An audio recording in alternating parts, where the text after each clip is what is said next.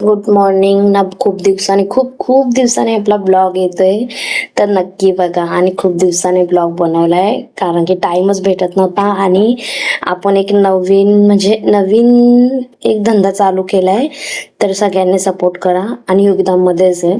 आणि खूप दिवसांनी ब्लॉग बनवायला घेतले कारण की टाइमच नाही भेटत. खूप खूप म्हणजे खूप कामं असतात, त्याच्यामुळे टाइम नाही भेटत.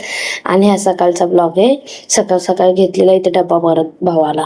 आतापासून आपला ब्लॉग म्हणजे कंटिन्यू येणार आहे आतापासनं. आणि सपोर्ट करा आपल्या ब्लॉगला, सॉरी आपल्या चॅनलला सपोर्ट करा.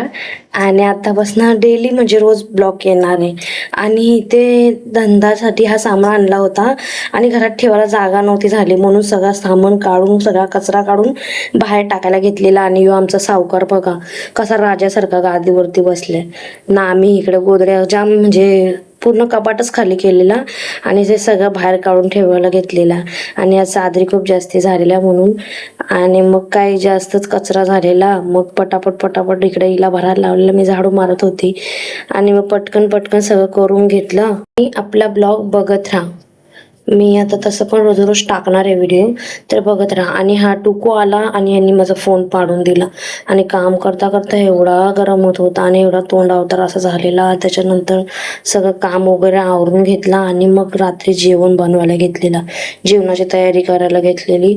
आणि ते भात, कारण की आम्ही सकाळी आणि दुपारी भाकरी खातो, त्याच्यामुळं रात्री भात खातो. त्याच्यामुळं मग काय इथे भात घालायला घेतलेला मी.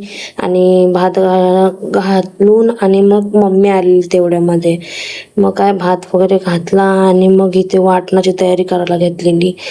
मम्मीने मच्छी आणली होती आणि इथे मम्मी मच्छी साफ करायला बसलेली.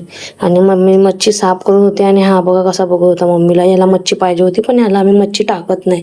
आणि 2 मच्छी आणलेले. आणि जेवण वगैरे करून मी इकडे पाठीमागं बसायला आले, हा तिकडे पण माझ्या मागे मागे. आता या बेडकाने ह्याचं काय केलंय सांगा मला, काय वाईट केलंय याला. म्हणजे सांगू नाही शकत. त्याला कोणती पण वस्तू दिसते ना, तर याला असं वाटतं का खिलौनाच आहे. प्रत्येक गोष्टीसोबत खेळतच असतो.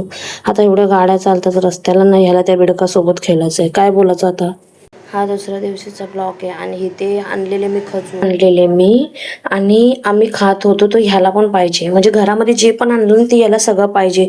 आणि ह्याला मी एक एक खजूर देत होते आणि हा मम्मीकडे जाऊन खात होता. बघा, तुमच्याकडे आहे का असा कुत्रा खजूर खाणारा? टुकूला तर सगळं चालतं, खजूर पासून तर मिठाई वगैरे सगळं चालतं त्याला. नंतर मग काय चाललेलो आम्ही उल्हासनगरला निघलो होतो. तर मम्मीला बोलली की प्रेम ऑटोच्या इथनं रिक्षा करू, एवढ्या लांब चालत नाही जायचं, शहाडला रिक्षा करून जाऊ. मम्मी बोलते 5 मिनिटं लागतील फक्त, शहाडला पोचायला फक्त 5 मिनिटं लागतील. 5 मिनिटं बोलून बोलून पुरा अर्धा तास गेला. ते का जवळ आहे का. आणि नंतर 2 पायऱ्या चढल्या आणि बोलते दम लागला. मग काय असं गेलो, सामान घेतला आणि मला मध्ये बसवला. एवढा सामान झाला होता का मीच रिक्षामध्ये मांडे घालून बसलेलो. बाकीचं सामान घेतला. नंतर डीमार्टला गेलो होतो. डीमार्टला तेल बघण्यासाठी गेलो होतो. बापरे, तिथं तेलाची प्राइस बघून धक्काच बसला मला. कारण की उल्हासनगरपेक्षा डीमार्टला खूप जास्त म्हणजे खूप जास्त महाग पण आहे.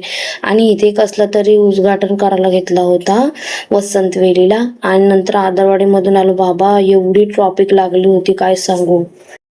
घरी आल्याच्या नंतर हे बघा असं लाड करायला लागतं ह्याला घेऊन, कारण की ह्याला असं घेऊन फिरवायला लागतं जेवण केल्याच्या नंतर. आणि यो काय छोटा नाही, जाम वजन लागतं. आणि आमच्या दारामध्ये एक मुंगी काय येईल, हा मुंगीला तर सोडा बेडकाला सुद्धा येऊन देत नाही. आमच्या दारामध्ये कोणाला उभा नाही करत.